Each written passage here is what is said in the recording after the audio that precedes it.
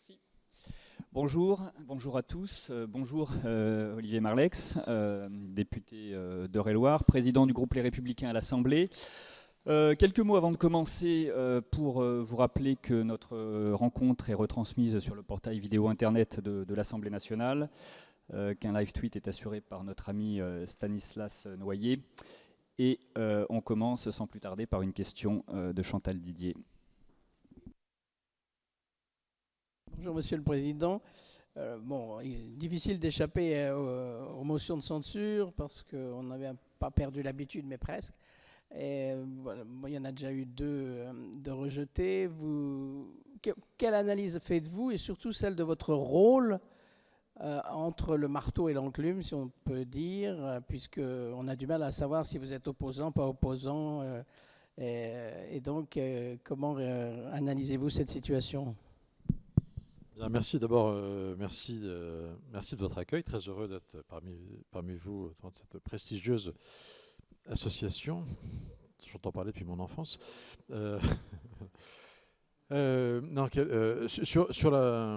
Sur l'usage du 49.3. D'abord, très clairement, personne ne peut dire que c'est une surprise. On sait depuis le premier jour que le gouvernement ne dispose pas de majorité dans cette Assemblée. Donc il faut être d'une immense mauvaise foi pour faire semblant de découvrir ou pour considérer qu'il y a là quelque chose d'anormal.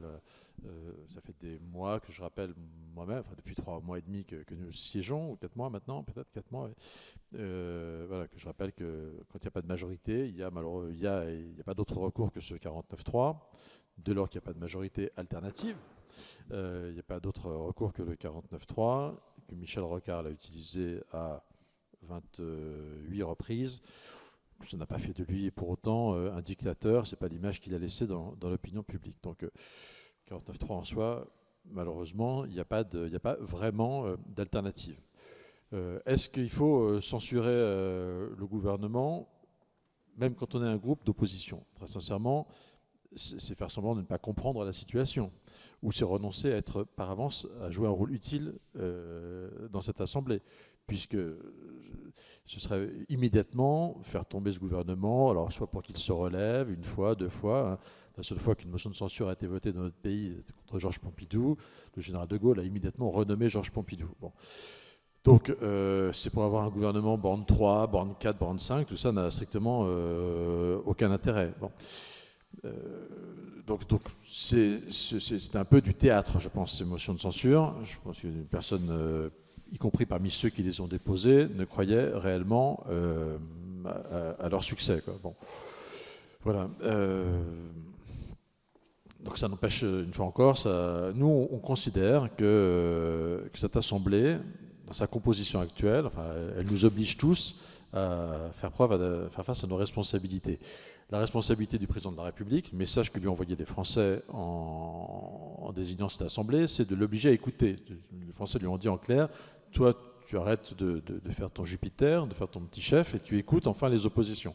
Et le message pour les oppositions, c'est, vous, opposez-vous, mais on va voir de quoi vous êtes capable, battez-vous, quoi. Or, pour nous, voter dès maintenant une motion de censure, ce serait renoncer à ce que cette Assemblée puisse remplir sa mission, puisse essayer de travailler, quoi. Donc on n'est pas là pour rajouter du foutoir, on a un mandat, on va l'exercer. J'ai un peu le sentiment que Mme Le Pen a renoncé, en fait, il y a 3 mois, d'ailleurs elle disait je ne vais pas bloquer les institutions, et finalement en déposant une motion de censure aujourd'hui, d'ailleurs il y a déjà eu 2 49.3, il y en aura sans doute un de plus ce soir, sur la 4e partie du PLFSS, vous en aurez sur la 2e partie de la loi de finances, et puis vous aurez le retour de la loi de finances, une partie, 2 parties, et puis vous aurez le retour du PLFSS, partie 3, partie 4. Quoi. Donc ça veut dire que des 49.3, on peut en avoir 4, 5 encore, ou 6 d'ici la fin de l'année. Donc voter des motions de censure maintenant, soit c'est du pur théâtre, du pur cinéma, ou alors c'est vraiment qu'elle renonce à jouer un rôle utile dans cette Assemblée. Mme Le Pen, elle a 89 députés, elle nous a dit que c'était une situation pour elle totalement inespérée, et qu'elle les mette au travail et qu'ils jouent un rôle utile. Nous, on considère qu'on peut jouer un rôle utile d'opposants, nous battant pour un certain nombre de dossiers, de sujets, de préoccupations. Voilà. Hier, lors des conférences de presse, vous n'avez pas exclu que LR dépose un jour sa propre motion de censure, donc qui pourrait éventuellement être votée d'ailleurs par le RN ou la NUPES. Sur quel texte cela pourrait-il être ? Bon, je ne peux pas le dire auparavant, je ne connais pas le calendrier du gouvernement. Moi, ce que je regarde pour l'instant plutôt, c'est quels sont les textes sur lesquels on peut espérer avancer, faire travailler. Voilà. Après, effectivement, on considère aussi que la situation économique du pays est suffisamment grave pour qu'on n'aille pas rajouter du foutoir au foutoir.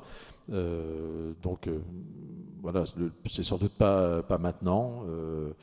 Mais effectivement, c'est la vocation, enfin, c'est le rôle et c'est le privilège, si je puis dire, d'un groupe d'opposition de pouvoir censurer le gouvernement. Donc, il n'y a évidemment aucune raison qu'on se l'interdise. C'était pas le message adressé, d'ailleurs, je l'ai dit à Madame Borne. En clair, c'est ils n'ont en aucun cas de blanc-seing. Ils ont peut-être un peu de sursis, ils ont du temps, voilà, mais il ne faudra pas qu'ils en abusent et il faut qu'ils apportent des réponses et qu'ils écoutent un peu plus, sans doute qu'ils ne l'ont fait jusque-là. Voilà, c'est assez clair. C'est pas parce qu'ils utilisent les 49.3 qu'ils doivent s'abstenir d'écouter. Je vois notamment sur le budget, ils font la grâce aux oppositions de prendre des propositions pour 700 millions d'euros, disent-ils. Quand on a un déficit de 155 milliards, sans doute qu'on aurait pu accepter, ils auraient pu accepter une remise en cause un peu plus puissante du budget, quoi. En dehors des textes budgétaires, l'Assemblée travaille, le gouvernement arrive à faire voter un certain nombre de textes. Ça a notamment été le cas de la réforme de l'assurance chômage ici à l'Assemblée. Le texte a été examiné au Sénat, qui a un peu encore durci le projet de loi, avec notamment l'idée pour les intérimaires qui refuseraient un CDI. Est-ce que vous avez l'impression que dans cette navette entre l'Assemblée et le Sénat, ce texte peut encore être amélioré, ce qui fera selon vous l'objet d'une CMP conclusive? Et est-ce que finalement, hors des textes budgétaires, vous considérez que, voilà, à partir du moment où il y a une discussion, le gouvernement a la capacité de gouverner et le Parlement de légiférer? Oui, ben c'est un peu le contexte institutionnel qu'ont voulu les Français, quand ils ont voulu vraiment rééquilibrer le pouvoir et donner du pouvoir au Parlement. C'est pour ça que je trouverais un peu étonnant que le Parlement refuse finalement de s'en saisir. Alors peut-être qu'on est évidemment dans une situation un peu singulière, puisque nous, grâce au Sénat, on a un peu plus la possibilité de tordre le bras du gouvernement pour le faire atterrir sur des dispositions qui nous paraissent souhaitables. C'est ce qu'on va faire sur l'assurance chômage. On partage quand même ce constat qu'il est anormal qu'il y ait encore 3 millions de chômeurs dans notre pays et que tous les employeurs, partout en France, quelle que soit la taille des entreprises, nous disent qu'ils n'arrivent pas à recruter. Donc voilà, d'où un certain nombre d'amendements pour permettre d'essayer d'y remédier, quoi. Après, on n'a il n'y a pas d'a priori. Nous, on prend les textes tels qu'ils arrivent. Alors, on peut avoir l'occasion de faire passer un message avant au gouvernement en disant là-dessus, ce sera sans doute difficile, vous ne prenez pas les choses dans le bon ordre. Par exemple, sur l'énergie, sur le développement des énergies renouvelables, moi, je déplore qu'on fait des choses totalement à l'envers, quoi. C'est-à-dire que on devrait commencer par voter une nouvelle programmation pluriannuelle de l'énergie, pour savoir quel besoin d'énergie on va avoir, et après mettre en place un texte sur le nucléaire pour voir comment on remonte, on rattrape le retard sur le nucléaire, et un texte éventuellement sur les énergies renouvelables pour voir. Là, on fait tout à l'envers, et une fois de plus, le gouvernement donne le sentiment qu'il ne sait rien faire d'autre que de déployer de l'éolienne, quoi. Donc c'est un texte sur lequel on aura du mal à se mettre d'accord. On nous annonce un texte sur l'immigration. Ça, en revanche, je pense que c'est un texte sur lequel, si j'en crois les intentions, les déclarations de Gérald Darmanin, qui a l'air d'être assez volontaire, sous réserve qu'il gagne ses arbitrages et que la Première ministre le suive sur ce texte volontaire. je pense que c'est un texte sur lequel on pourrait avancer. Je pense qu'ils peuvent même avoir une majorité très large au sein de l'Assemblée nationale, puisque Mme Le Pen elle-même a dit qu'elle était prête à voter un texte sur l'immigration. Donc voilà, il peut y avoir une majorité. Ouais, c'est le gouvernement qui a le calendrier, qui maîtrise l'ordre du jour des assemblées.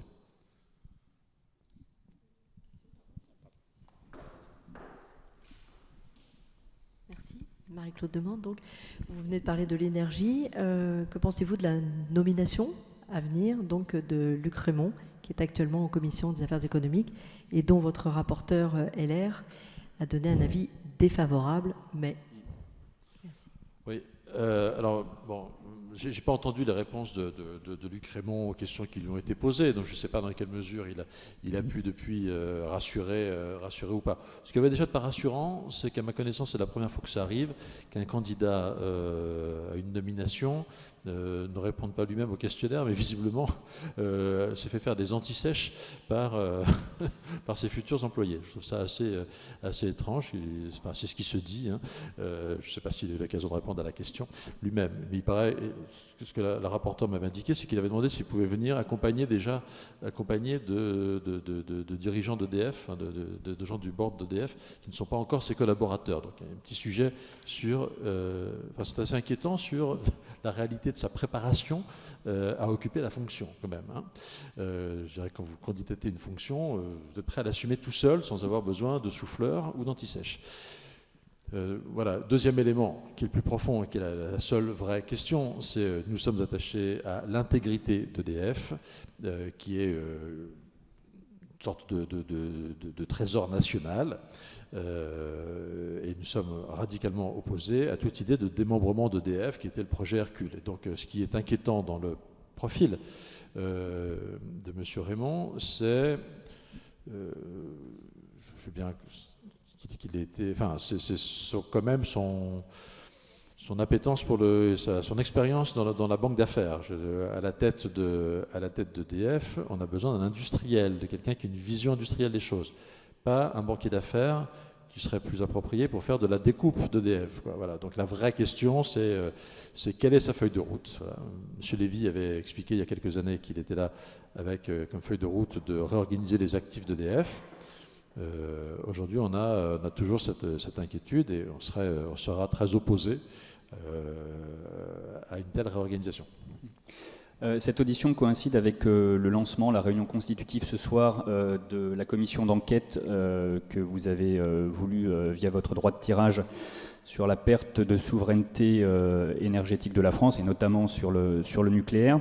Quel est l'objectif de cette commission d'enquête? Certains vous ont soupçonné, compte tenu de la période sur laquelle cette commission va travailler, finalement de vouloir davantage faire une démonstration et mettre en accusation François Hollande et Emmanuel Macron en matière de nucléaire, plus qu'une véritable commission d'enquête. Écoutez, ce qui est clair, c'est que la situation de la France aujourd'hui relève du naufrage. Alors vraiment, en matière d'énergie, je vous rappeler que jusqu'en 2019, la France était le premier exportateur mondial d'électricité. Aujourd'hui, nous allons mendier 20% d'électricité à nos voisins allemands. Donc, si ce n'est pas un échec, ce n'est pas un naufrage, je ne sais pas ce qu'on appellera naufrage. Donc oui, en politique, moi je crois aux responsabilités. Je pense que tous les choix ne se valent pas. Ce qui m'exaspère le plus, d'ailleurs, comme argument de la part des supporters d'Emmanuel Macron, c'est cette espèce d'argument nihiliste. Oui, mais de toute façon, qu'est-ce que vous auriez fait d'autre? Qu'est-ce que vous auriez fait de mieux, etc. Voilà, je ne supporte pas ça, parce que je pense que la politique, c'est tout le contraire de ça, c'est des choix. Et quand on fait des choix, on les assume. Ça vaut pour ça vaut sur la gestion du Covid, on pourra y revenir, parce que je pense qu'il y a un vrai sujet. Voilà, donc établir les responsabilités, oui, c'est important. Ceux qui ont fermé Fessenheim, ceux qui ont renoncé à croire au nucléaire, ceux qui n'ont pas écouté les alarmes internes à l'entreprise, quand à un moment, vous avez un directeur financier d'EDF qui démissionne en disant... je comprends que l'État actionnaire donne des instructions, mais moi je suis en charge de l'intérêt social de cette entreprise, qui est une entreprise dont le capital est ouvert, et donc je n'irai pas prendre prendre des décisions qui sont contre l'intérêt de l'entreprise. C'est le moment où on décide de faire Hinkley Point, alors que lui suggère de prendre un peu plus de temps parce que sinon ça grève trop les finances de l'entreprise et ça peut retarder le grand carénage et tout ça. Donc oui, il y a des sujets de responsabilité à mettre au clair. Et puis, deuxième sujet qui sera très intéressant, c'est quand même comment la France s'est laissée enfermer dans cette idée. M. Bayrou a l'occasion de dire oui, on était tous contre le nucléaire. Oui, c'est formidable. C'est vrai que cette idée que le nucléaire c'était fini a gagné tous les esprits, jusqu'à Mme Le Pen qui est allée expliquer que le nucléaire c'était dangereux, qu'il fallait en sortir, etc. En réalité, les pays qui ont tourné le dos au nucléaire, il n'y en a pas 50. Il y a la Belgique, il y a l'Allemagne et ses voisins, Belgique, Suisse, voilà, et la France. Qui s'est aligné sur tout ça. Partout dans le monde, on a continué à faire du nucléaire. J'ai cru quelqu'un de la France Insoumise ou un écolo peut-être a dit que c'était les régimes, enfin un lien entre les régimes autoritaires et le nucléaire. Je ne savais pas que la Grande-Bretagne était un régime autoritaire, je ne savais pas que la Finlande était un régime autoritaire. Voilà, donc on nous a raconté n'importe quoi, et ce sera très intéressant de vérifier un peu aussi qui sont ces lobbies qui, sous couvert d'une espèce de morale publique, de moraline, en réalité défendent peut-être parfois ou sont peut-être en situation de collusion avec des intérêts privés, et ça nous servira de leçon pour l'avenir. Vous savez, je vais être très clair sur l'objectif, sur des idées que j'ai à l'esprit. On a interdit aux partis politiques, il y a une trentaine d'années, de recevoir des financements d'entreprises privées, en considérant que c'était une atteinte, c'était un mélange des genres. Voilà. Eh bien, moi, je pense que les associations qui pèsent dans le débat public, qui ont le cas échéant des agréments donnés par la personne, par l'État, pour intervenir dans le débat public, ces gens-là, ils doivent être totalement étanches de tout intérêt privé. Est-ce que Nicolas Sarkozy, président, a eu tort, selon vous, de mettre le nucléaire, la direction de l'énergie, au ministère de l'Environnement ? Non, parce qu'à l'époque, alors c'est vrai que moi j'aime pas qu'on juge les décisions de Nicolas Sarkozy à l'aune de ce qu'a fait François Hollande et ce qu'ont fait François Hollande et son jeune padawan Emmanuel Macron. Si Nicolas Sarkozy il met l'énergie, c'était le pacte Hulot, etc. Bon, mais en tout cas il a un ministre qui s'appelle Jean-Louis Borloo, qui est quelqu'un qui a une vision quand même un petit peu complète des sujets. Son directeur de cabinet est Carenco. Oui, mais il n'est que directeur de cabinet à l'époque, il n'est pas ministre, c'est pas pareil quand même, chacun à sa place. Bon. C'est pas la même chose, Jean-Louis Borloo, c'est quand même pas tout à fait Barbara Pompili, etc. Donc voilà, alors oui, ça a été un désastre, et aujourd'hui, je pense qu'un des vrais problèmes de cette crise énergétique, des raisons pour lesquelles d'ailleurs il faut attendre ce matin pour lire que le gouvernement commence à réfléchir à des solutions un peu sérieuses pour aider les entreprises, c'est parce qu'il n'y a plus de pilotage de la politique énergétique dans ce pays, quoi. Il y a juste un lobby germano-écologiste pour déployer de l'éolienne en France, mais c'est tout. C'est un lieu d'alpha et l'oméga en matière de politique énergétique. C'est un peu léger, d'où la crise économique et d'où pardon, petite parenthèse, mais moi je suis très choqué par l'impréparation et l'absence de réaction du gouvernement sur les difficultés de nos entreprises sur cette crise du prix de l'électricité, sur le marché de l'électricité. Les Espagnols et les Portugais ont demandé une dérogation dès le mois d'avril. Ils l'ont eu au mois d'août. En France, on continue de croire que la solution va tomber du ciel européen, que les Allemands vont un jour décider de nous octroyer, d'autoriser la Commission de nous octroyer une dérogation. Le président de la République s'est totalement aveuglé là-dessus. Personne n'a tiré la sonnette d'alarme à temps. Et donc on en est seulement maintenant à se rendre compte qu'il y a un problème. Là, on nous annonce qu'on va passer de 5 à 10 milliards pour aider les entreprises. C'est vraiment extrêmement inquiétant et ça en dit très long sur une forme d'impréparation du gouvernement sur tout ça. Moi, j'ai cru comprendre que le gouvernement n'avait étudié la possibilité d'un scénario à l'espagnol que le 23 septembre. Le jour où j'ai vu Mme Borne, je lui ai posé la question. Je peux comprendre que ce jour-là, ils avaient fait une réunion de ministres là-dessus.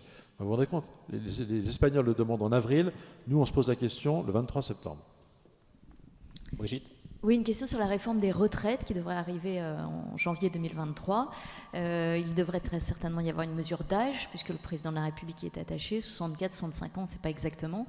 Ça fait 2 campagnes présidentielles que le candidat de la droite fait campagne donc sur une retraite à 65 ans. Est-ce que vous pouvez ne pas voter cette réforme ? On attend de voir à quoi ressemblera cette réforme. Le président de la République ayant quand même tout dit et son contraire en matière de réforme des retraites, qui ne voulait pas de réforme paramétrique, puis finalement il est sur une réforme paramétrique, etc. On attendra de savoir exactement ce qu'il propose. Oui, nous on assume l'idée qu'il doit y avoir une mesure d'âge. Le sujet, c'est quoi? La raison pour laquelle faire une réforme des retraites, c'est fondamentalement de pouvoir améliorer les retraites, notamment les retraites modestes dans notre pays. On sait que c'est un vrai sujet aujourd'hui et c'est ce qui suppose une réforme des retraites. Pour régler ce problème, ça veut dire qu'il faut faire rentrer des recettes supplémentaires. Voilà, ces retraites supplémentaires, il n'y a pas 50 façons de les faire rentrer. C'est en accélérant la mise en œuvre du Touraine, puisqu'on va déjà à 43 années de cotisation, je ne crois pas qu'on puisse aller plus loin. Les gens rentrent sur le marché du travail à 22 ans en moyenne, donc plus 43, ça fait 65 ans. Donc je ne crois pas qu'on puisse aller plus loin que le Touraine. Par contre, on peut accélérer la mise en œuvre, puisque c'est 2035, ce n'était pas très courageux comme réforme. Et il y a l'autre paramètre, c'est le paramètre de l'âge. Donc oui. Après, une réforme des retraites, c'est quand même un projet un peu complet. J'ai cru comprendre que le gouvernement laisse dire qu'ils ne toucheront pas aux régimes spéciaux, ou ils mettront la clause du grand-père. Je ne suis pas sûr que ce sera très facile d'expliquer aux Français qu'on va leur demander de travailler jusqu'à 63, 64, 65 ans, mais qu'à EDF, ils pourront continuer à travailler jusqu'à 55. Et que la réforme, elle se mettra en place dans 43 ans à EDF. Parce que pour les nouveaux entrants, au bout de 43 ans, voilà. Donc cette réforme, c'est quand même un tout. Donc on attendra de savoir quel est ce tout. Après, il y a aussi des sujets importants que le gouvernement peut mettre sur la table.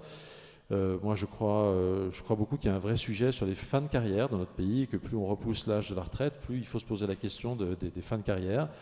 Je pense que le dispositif aujourd'hui de retraite progressive ne marche pas. Pourtant, ça pourrait être un dispositif intéressant. Donc, ça veut dire faciliter le cumul emploi-retraite à partir d'un certain âge. Enfin, tout ça doit se chiffrer, se discuter avec les partenaires sociaux, mais c'est un vrai sujet. Je pense que les gens ne sont pas forcément contre l'idée de travailler un peu plus, mais ce qu'il faut, c'est leur donner aussi la possibilité de travailler un peu différemment, quoi. Enfin, voilà, peut-être un peu moins en s'approchant de l'âge de la retraite. Oui, François Jaffé, Horizon Politique. Vous avez fait allusion tout à l'heure à l'impréparation vis-à-vis de la crise énergétique.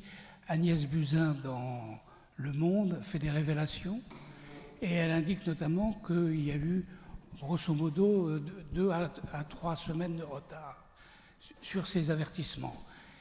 Quelles conséquences pensez-vous que ces révélations puissent entraîner ? Je ne sais pas, c'est la Cour de justice de la République qui répondra à cette question. Mais objectivement, on voit très bien que ça a beaucoup pédalé dans la semoule. Moi, j'inviterais mes collègues qui siègent à la Cour de justice de la République de se poser la question de savoir qu'est-ce qui était prévu pour la gestion des crises avant. Comment des crises du même genre, des épisodes de virus venant de Chine, on en a connu beaucoup depuis le H5N1, H5N1, etc. On en a connu beaucoup. Moi, j'ai cru comprendre qu'à une certaine époque, présidence de Chirac, puisque c'est là qu'on a vu les premiers arriver, il y avait une réactivité qui était très importante, que dès la fin août, la présidence de la République se posait la question de savoir si on avait les stocks de masques pour les personnels soignants, si on avait les stocks de masques pour la population générale. J'ai l'impression que tout ça a totalement disparu. Et l'article du Monde d'hier est totalement édifiant. On a l'impression que ce pays est en fait paralysé par un mode de gestion centré sur un homme qui répond ou ne répond pas aux SMS. On ne gouverne pas un pays par SMS. Bonjour, Anne-Pascale Reboul de l'AFP. Alors, justement, ce soir, on a le président qui va donner une longue interview sur la politique intérieure. Qu'attendez-vous d'Emmanuel Macron ce soir ? Qui montre qu'il a un peu les pieds sur terre. Moi, il y a 2 choses qui me frappent chez le président de la République. C'est, d'une part, toujours, c'est pas une découverte, mais cette espèce de sentiment de déconnexion par rapport à la vie des Français. On l'a vu dans la crise des carburants, où il y a eu un espèce de retard à l'allumage assez important, entre le moment où on a vu dans certains départements les stations-service à sec, et le moment où le gouvernement s'est vraiment saisi du sujet, c'est passé une bonne semaine. Voilà, donc qu'il donne ce sentiment d'un peu plus d'empathie avec les Français. Je ne sais pas si ça s'invente, mais en tout cas ça manque. Et puis, je disais il y a quelques jours une très belle phrase du général de Gaulle, que j'avais repris de Georges Pompidou, pardon, qui termine, je crois, le nœud gordien sur la question du choix des dirigeants, et qui dit exiger des dirigeants qu'ils soient issus d'une grande école, ça relève à ce réflexe de l'ancien régime qui exigeait un certain nombre de quartiers de noblesse pour diriger un régiment. Il dit le choix du dirigeant, le dirigeant, ça va être des gens qui se sont confrontés aux réalités humaines, à leurs difficultés, etc. etc. C'est vraiment ce qui manque chez ce président. Donc là-dessus, on attend sans doute une évolution. Et puis, encore temps d'apprendre. Et puis le deuxième sujet, c'est que vraiment, il rompe avec son système de gouvernement, qui est un système de fracturation du pays. C'est-à-dire que je crois que cette Assemblée nationale, puisque c'est la première fois que je m'exprime devant vous, moi ce qui me frappe dans cette Assemblée nationale aujourd'hui, c'est qu'elle est le produit du macronisme, qui est une stratégie politique qui a consisté à chercher à mettre toute son énergie pour essayer de discréditer les alternatives les plus républicaines, on va dire, pour pousser les électeurs, à pousser d'un côté les électeurs de gauche dans les bras de M. Mélenchon et à pousser les électeurs de droite dans les bras de Marine Le Pen. Voilà. Et cette Assemblée nationale, c'est le produit, c'est le résultat de cette stratégie macronienne qui a marché pour lui parce qu'elle a permis sa réélection. Mais pour faire quoi aujourd'hui? Voilà, donc, or, je vois toujours chez lui cette tentation de continuer à fracturer le pays. Quand le président de la République dit dans une conférence de presse on va aller installer des immigrés, des migrants ou immigrés, je ne sais plus qui parle exactement, mais dans les campagnes, c'est fait pour profiter à qui? Enfin, c'est fait pour quoi? C'est une provocation. Voilà. Quand on a un exécutif qui balaie d'un revers de la main et qui semble avoir si peu d'empathie avec ce que ressentent les Français très spontanément sur le meurtre de la petite Lola, ce cynisme, il est assez déroutant aussi pour les Français. Et il provoque une radicalisation des Français. Voilà. Donc voilà, moi j'attends, la deuxième chose que j'attends du président de la République, c'est qu'il cesse avec ses stratégies. En fait, c'est cette même question d'un peu d'empathie, quoi. Les Français, ils ont quand même besoin, je pense qu'ils sont prêts à accepter un certain nombre de changements, de réformes, mais ils ont quand même besoin de sentir, notamment sur la question de la réforme des retraites, que c'est fait pour eux, que c'est fait dans leur intérêt, que c'est pas fait pour faire plaisir au marché financier. Voilà. C'est ce que le président de la République a un peu de mal à faire partager. Anita ? Je voulais vous demander si vous considérez, à la lumière de la session budgétaire qui se déroule actuellement, que cela peut durer jusqu'en 2027. Ça fait 8 semaines que l'Assemblée nationale travaille. 8 semaines seulement. Moi, j'observe que pendant le débat de session extraordinaire, les choses ont plutôt pas trop mal fonctionné, puisque même le texte pouvoir d'achat, il a été voté très largement. Hein. Ce que j'observe, bon, évidemment, PLF, PLFSS, on savait qu'il n'y avait pas de majorité possible, parce PLF, c'est la politique de la nation tout entière, les choix sont trop divergents, mais j'observe qu'on a eu un débat qui a été plutôt intéressant, c'était plutôt plus intéressant que les autres années, parce que d'habitude, je ne sais pas si c'est parmi vous qui ont suivi, mais d'habitude, le gouvernement expédie ses réponses avec une totale arrogance, parce qu'il fait majorité, on lui permet de même pas répondre. C'est défavorable, défavorable, défavorable. Là, on a eu un peu plus de débat, en réalité, c'était plutôt intéressant. Donc après, je pense que c'est la responsabilité, une fois encore, de chaque groupe d'essayer de rentrer un peu dans ce jeu, de se faire. Alors, il y a peut-être une question de volonté, de jouer le jeu parlementaire ou pas. Enfin encore, ça, c'est la question pour le Rassemblement national et pour la France insoumise, dont on apprend qu'il collabore désormais. Une petite allusion à savoir comment a été rédigée la motion de la NUP. quand même assez intéressant cette affaire.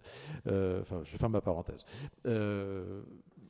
Enfin voilà, ce travail, il peut, je pense vraiment que l'Assemblée, elle peut servir à quelque chose. Il est trop tôt pour tirer le bilan qu'elle ne peut servir à rien.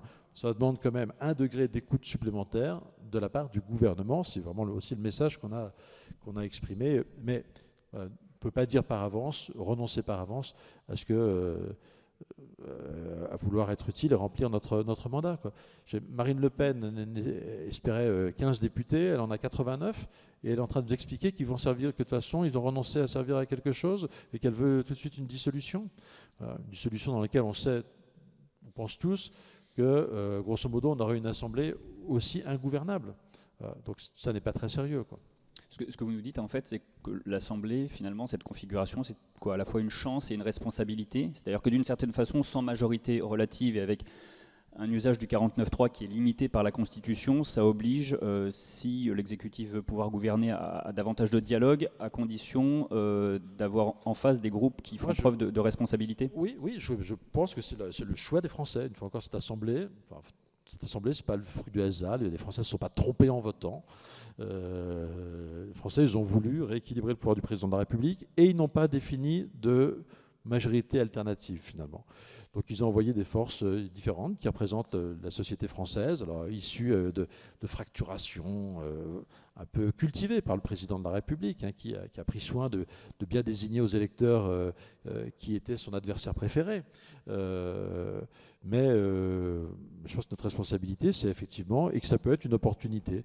Vous voyez, moi, il y a des débats. Il m'est arrivé de faire voter des choses à l'unanimité à l'Assemblée nationale, hein, après la commission d'enquête Alstom, sur la question de la souveraineté, de la défense de notre souveraineté industrielle, le contrôle des investissements étrangers. On arrive sur des sujets essentiels. Moi, je suis persuadé qu'aujourd'hui, il y a des débats moi, que je pense qu'ils sont intéressants, à condition de ne pas les mener de manière provocatrice, mais quand la France insoumise pose la question du partage de la valeur ajoutée dans notre pays.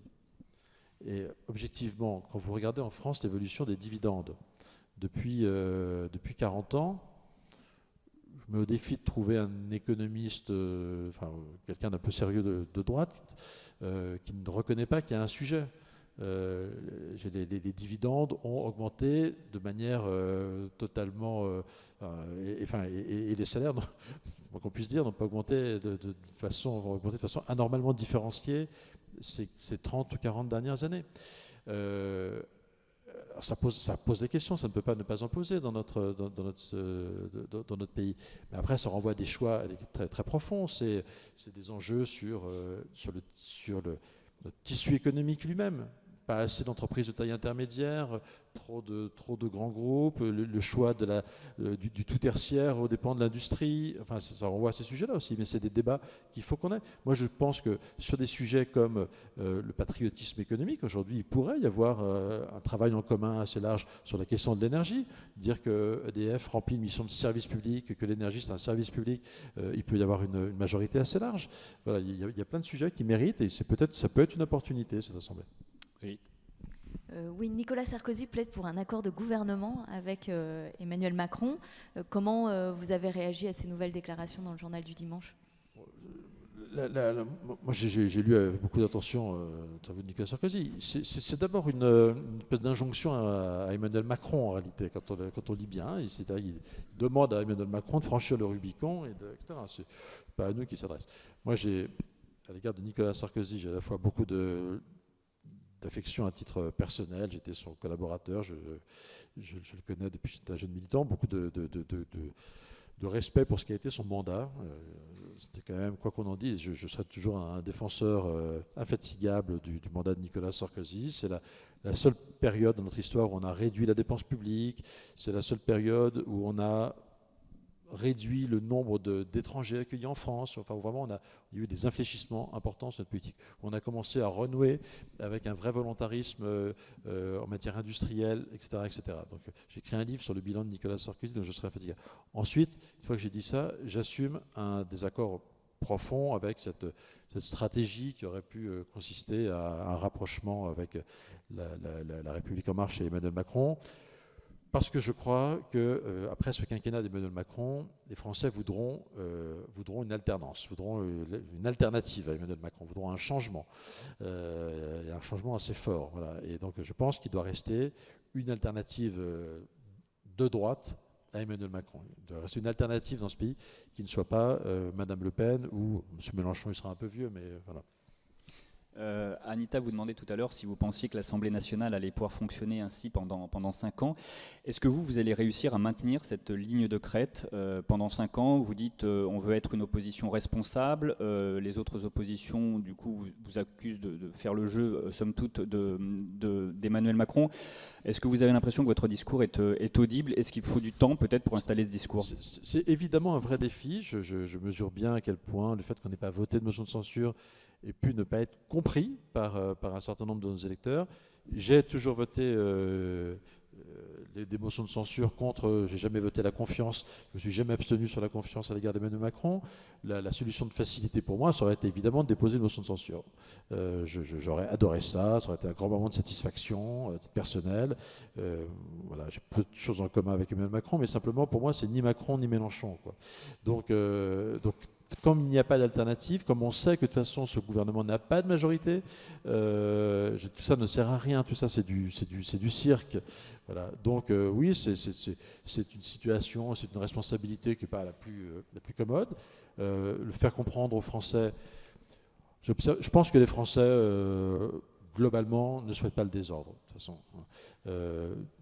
Ceux à qui c'est le plus dur à faire entendre, c'est peut-être à nos adhérents, à nos militants, qui n'ont pas forcément analysé la situation exacte de l'Assemblée et qui n'ont pas compris que si on votait une motion de censure, effectivement, de toute façon, ce jeu serait stérile très vite ou amènerait très vite à une crise. Voilà. Moi, je ne veux pas assumer la situation d'une France qui serait durablement ingouvernable, quoi. Bon, alors c'est pas une situation facile, mais je pense que notre responsabilité, c'est quand même d'essayer.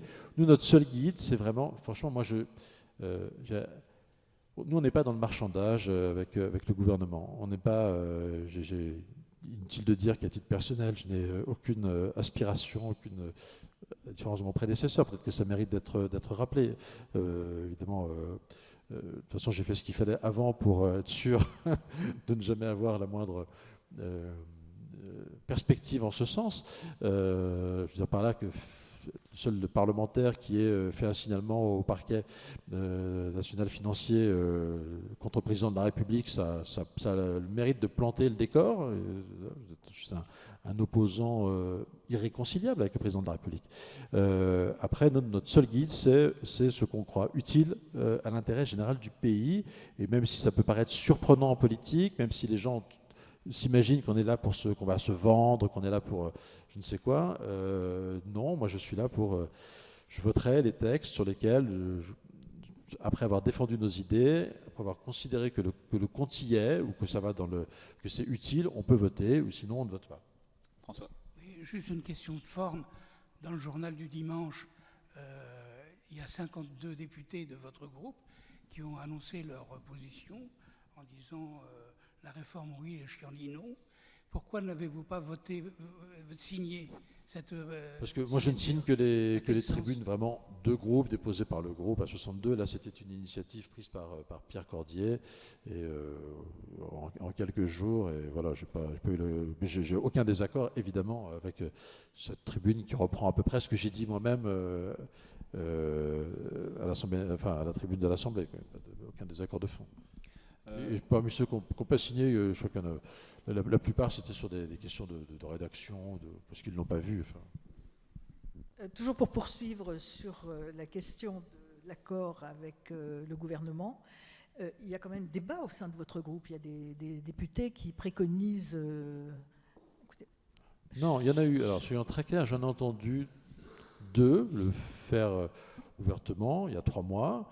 J'ai entendu Alexandre Vincendet, proche de Jean-François Copé, qui partageait la position de Copé, et à l'époque Philippe Juvin. Je n'ai pas entendu Philippe en reparler, je pense qu'il n'est pas là-dessus. Voilà. Plus du tout. Donc non, il n'y a pas de sujet. J'entends beaucoup, évidemment, il y a eu beaucoup de commentaires sur le fait que dans notre groupe, on pouvait se disperser dans les votes. Moi, ce que j'invite à regarder, c'est les votes sur les textes définitifs. Vous verrez que, j'en ai fait le relevé, il y a 3, 4 abstentions, mais qu'en général, le groupe est très uni sur l'ensemble d'un texte, et qu'il est plutôt même plus uni qu'il ne l'était dans la mandature précédente, où on votait très souvent en ordre très dispersé. Là où on peut diverger, c'est quand sur la loi de finances, on dépose 1300 amendements, qui sont des amendements souvent très, très catégoriels, très typés géographiquement par tel ou tel député. Voilà, oui, j'ai fait remarquer à Ludovic Vigogne que j'assumais que le groupe LR n'ait pas de ligne sur le crédit d'impôt sur le pellet de bois. C'est vrai. Je reconnais, on n'a pas de ligne là-dessus. Mais non, mais tout ça est totalement anecdotique. La seule vraie différence que ça révèle, c'est que chez nous, il y a des députés qui déposent des amendements, quand dans les autres groupes, on se contente d'avoir des amendements de groupe. C'est-à-dire qu'il y en a un qui pense, hein, et tous les autres déposent le même amendement. Voilà. Non, mais c'est pour petit chapitre sur l'éventuelle division qui a alimenté pas mal de papiers, etc. Tout ça est... Voilà. Chez nous, il y a des députés qui font des amendements, qui pensent utiles, et qui ne passionnent pas forcément tous leurs collègues. Bon, voilà. C'est beaucoup plus facile quand au RN, vous avez un seul amendement de groupe par article, etc. Voilà. Mais non, sur ce que vous évoquez, ce débat, très sincèrement, il est totalement clos dans notre groupe, et voilà, y compris par rapport à ce que redit Nicolas Sarkozy. Le débat, il est totalement clos, quoi. Voilà.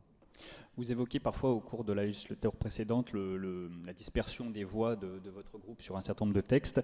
On a noté aussi lors du précédent quinquennat parfois une opposition très dure ici des députés LR et des sénateurs LR plus conciliants, avec un grand nombre de CMP qui ont abouti pour des raisons en partie institutionnelles, hein, le Sénat ayant son rôle à jouer.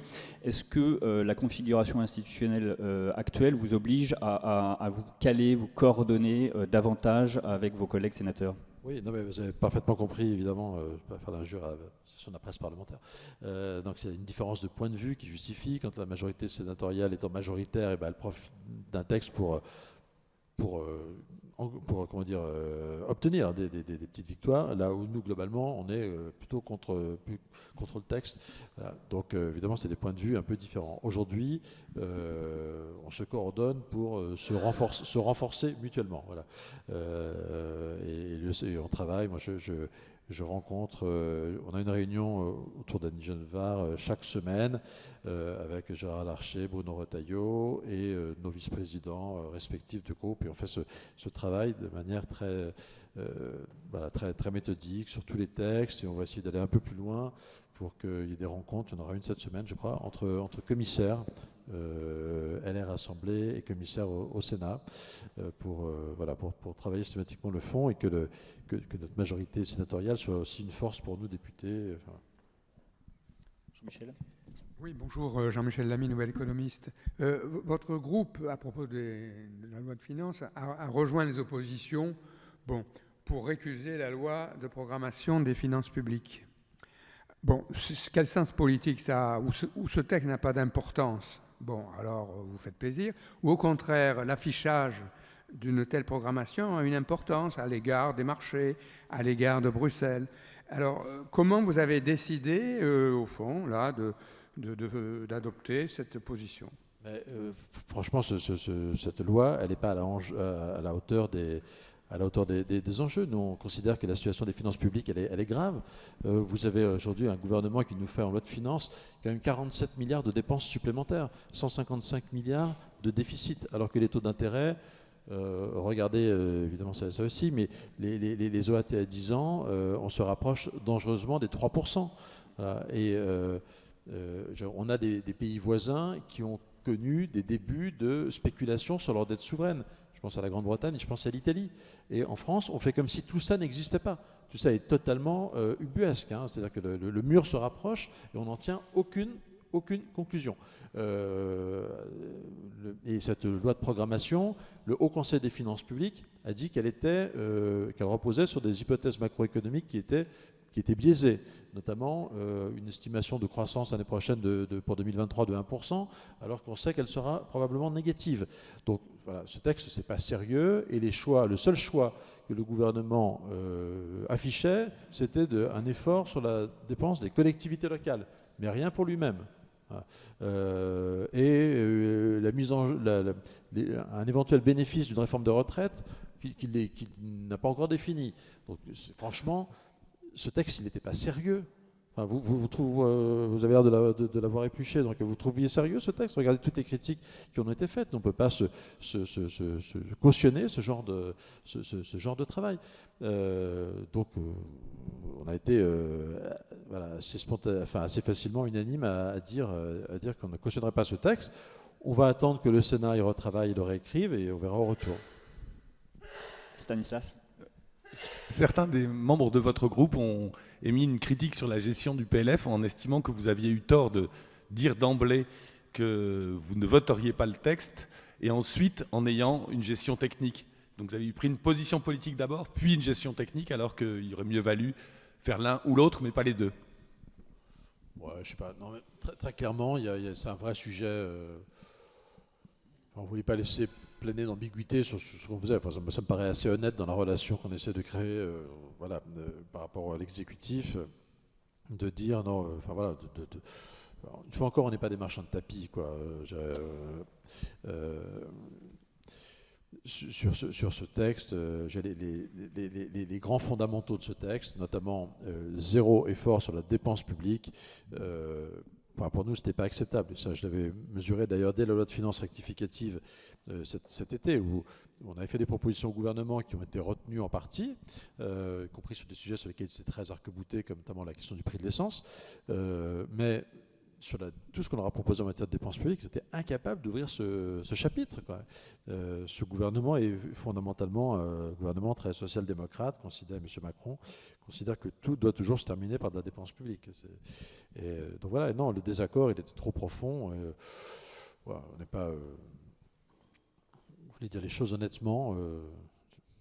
Le président de la République reçoit aujourd'hui le chancelier Scholz pour mettre un peu à plat de nombreux sujets de conflit, enfin, ou du moins de divergence. Est-ce que vous pensez que la France, Emmanuel Macron en particulier, a été trop naïf avec l'Allemagne? Oui, c'est le moins qu'on puisse dire. Il y a une totale... alors, on va arrêter de dire que son prédécesseur l'était déjà un peu. Enfin, ce couple franco-allemand, il n'existe plus depuis longtemps. C'est une espèce de vision chimérique qu'on maintient en France. Le président de la République, je pense que j'ai essayé d'écouter quand même, de suivre un peu ce que disait le président de la République pendant la campagne présidentielle et de trouver chez lui, voir s'il y avait quand même un socle de sincérité quelque part chez lui. Il prend des positions tellement, un jour il est contre le nucléaire, le lendemain il est pour, etc., enfin, ou l'inverse, sur la fin de vie, on a l'impression qu'on a du mal à savoir quelles sont ses vraies convictions. Je pense qu'il y a une vraie conviction chez lui, c'est un vrai Européen, on ne peut pas lui tendance fédéraliste, qui croit beaucoup en l'Europe, et que tout ça l'aveugle un peu parfois. Et je pense qu'il n'a pas compris que nos voisins, ils étaient d'abord dans la logique de l'intérêt national. Et que ça, il ne l'a pas compris, et qu'il s'est piégé dans cette affaire, et que ça fait quelques années qu'on rate des rendez-vous.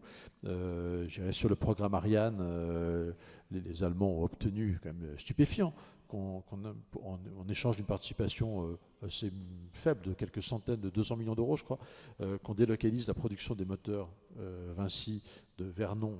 Tous les moteurs Vulcain, Vinci, etc., commencent par un V parce qu'ils sont fabriqués à Vernon dans l'Eure.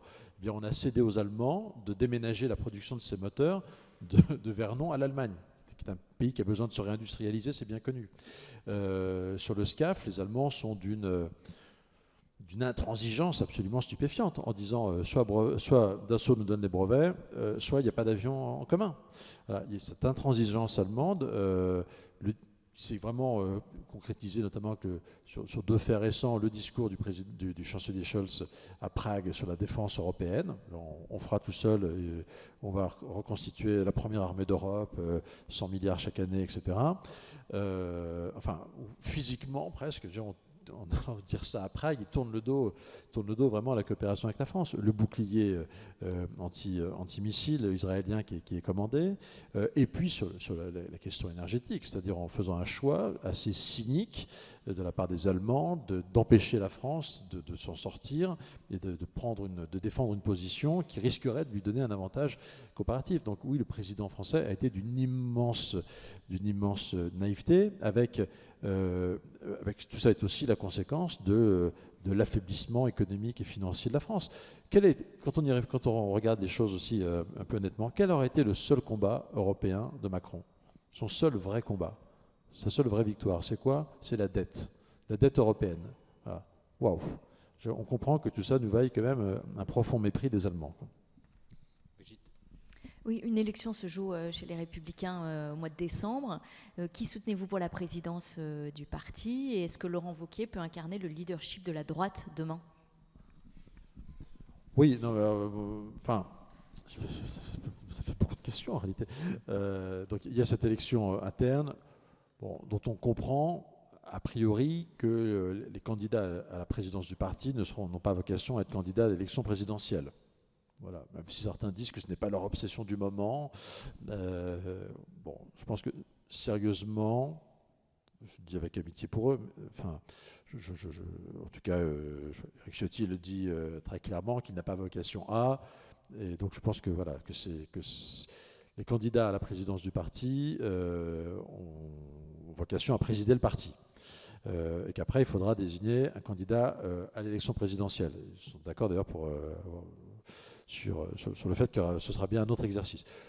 Voilà. Moi, je souhaite que cette désignation ait lieu rapidement, parce que je crois vraiment que les jeux... que cette question de la désignation de notre candidat, elle nous empoisonne, elle nous paralyse, elle nous divise, et elle nous empêche de nous tourner vers les Français, quoi.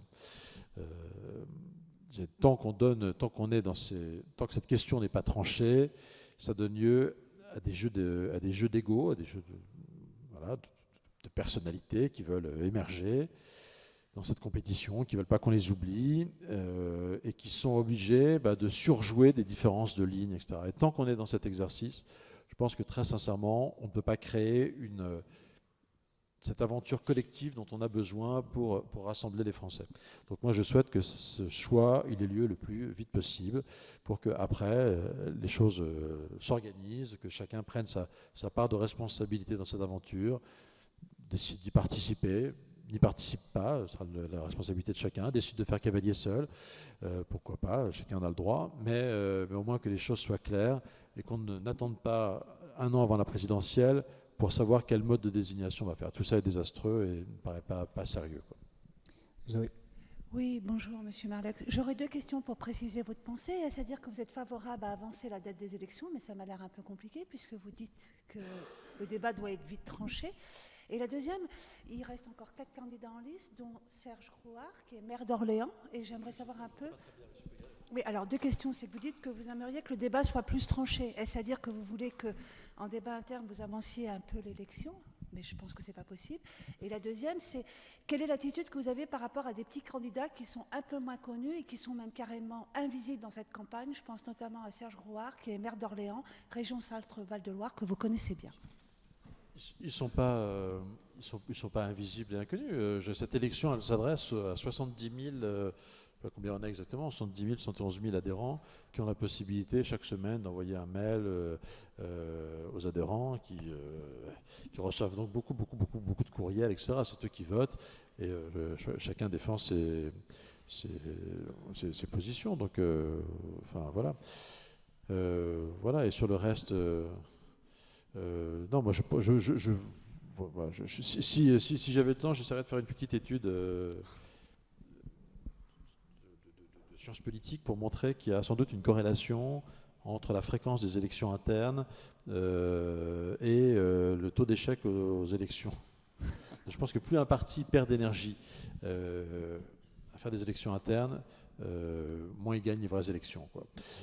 Voilà, parce qu'une fois encore, on se regarde le nombril, on donne le sentiment aux Français de se regarder le nombril, on ne parle pas d'une même voix, on ne se tourne pas vers les Français, on pense qu'à se positionner par rapport aux voisins. Voilà, je pense que tout ça donne une image assez détestable et vraiment on perd de l'énergie qu'on devrait mettre à se tourner vers les Français et à... C'est pour ça que, si j'ai bien compris, vous ne soutenez personne dans... Non, aujourd'hui, je ne soutiens personne, mais moi, je souhaite vraiment que les candidats précisent, que je ne l'ai pas lu de manière très claire, précisent la méthode de désignation. Voilà. Je ne souhaite pas que notre méthode de désignation donne lieu encore à des campagnes. Voilà. Et sincèrement, moi, je regrette même qu'on organise un débat télévisé voilà, c'est un choix qui appartient aux militants. Pas sûr que ça passionne les gens d'ailleurs. Enfin, merci à la chaîne de télé qui veut bien organiser un débat. Mais bon. Il est déjà un peu plus de 13h. Une dernière question. Votre journée d'initiative parlementaire aura lieu le 1er décembre à l'Assemblée nationale. Est-ce que vous savez déjà quelle proposition de loi vous allez inscrire, ou au moins sur quel thème vous voulez que les textes portent ? Oui, on aura sans doute un texte sur les retraites agricoles. Il y a c'est une façon de montrer qu'il peut y avoir du positif dans une réforme des retraites. Les agriculteurs aujourd'hui, le calcul de leur retraite, il se fait sur l'ensemble de leur carrière, pas sur les 25 meilleures années, pas sur les 6 derniers mois, et pas sur les 25 meilleures années. Donc oui, il y a une vraie injustice. Donc voilà, vous savez que sur la retraite agricole, cette Assemblée nationale a réussi, notamment sur le minimum vieillesse, à avancer de manière unanime, quoi, ce qui prouve, la position là d'André Chassaigne, communiste, ce qui prouve qu'au-delà des approches idéologiques différentes, il y a des sujets sur lesquels on peut avancer. Donc il y aura ce sujet-là, et puis on aura deux textes sur la question de l'immigration et l'expulsion des étrangers délinquants. Voilà, moi je pense qu'il y a une vraie urgence à réaffirmer l'autorité de l'État. Ça passe par deux choses. Ça passe par revenir sur ce qu'on a appelé la question des doubles peines. Nicolas Sarkozy, en 2004, avait instauré un certain nombre de protections qui fait qu'on ne pouvait plus expulser si vous avez des enfants, enfin, voilà, en fonction de liens familiaux. M. Macron, d'ailleurs, a élargi tout ça. Maintenant, quand vous avez un frère en France, ça suffit à ne plus être expulsable. Donc il faut un délinquant admis au séjour temporairement en France qui commet un délit, il doit être expulsé. S'il commet un crime, c'est la prison et l'expulsion. Et au premier délit, on doit être expulsé. Donc on supprime ces protections. Et le deuxième texte, c'est pour modifier ces procédures. Aujourd'hui, les procédures, on l'a vu avec l'imam Iqwisen, elles sont aberrantes de complexité. Vous êtes d'abord convoqué devant une commission qui vérifie que vous êtes expulsable ou pas, que vous voulez bien être expulsé. Ensuite, le préfet prend éventuellement un arrêté. Vous avez le droit, si vous êtes étranger délinquant, vous avez le droit de l'attaquer devant le tribunal administratif, devant la cour administrative d'appel, devant le Conseil d'État. Donc, toutes les chances que les gens soient évaporés dans la nature entre-temps. Donc tout ça n'est pas sérieux. Vous savez que les Allemands, après les drames d'un viol commis par des migrants en 2018, je crois, ont totalement réformé leurs procédures. Et eux, c'est beaucoup plus simple. Un étranger qui commet un délit, il est immédiatement expulsé sans pouvoir faire de recours, sans qu'il y ait de procédure de recours. Ils appliquent la même Convention européenne des droits de l'homme que nous. Voilà. Donc nous, on a 3 niveaux de juridiction. On aurait une juridiction qui juge en premier et dernier ressort. Il me semble que ce serait suffisant. Une juridiction spécialisée, qui serait une section du Conseil d'État, qui pourrait gérer les cas type imam Iqwisen, en ayant aussi accès à des données sur la dangerosité, puisqu'en fait c'est le même dispositif, c'est le même cadre juridique pour l'étranger délinquant ou pour l'étranger qui représente une menace pour l'ordre public, type l'imam Iqwisen. Simplement, quand vous êtes devant le tribunal administratif, c'est pas facile pour les services de renseignement de donner tout le dossier, qui peut être parfois couvert par le secret, au juge du tribunal administratif, à la partie adverse. Donc il faut qu'il y ait des mesures de protection. Voilà. Donc c'est pour ça qu'on propose cette voie de cette juridiction spécialisée. Et puis il restera, qui juge en premier dernier ressort, et il restera une cassation possible, mais depuis le pays d'origine. Merci Olivier Marleix pour cette heure d'entretien à bâton rompu. Merci à tous et bon après-midi. Merci à vous.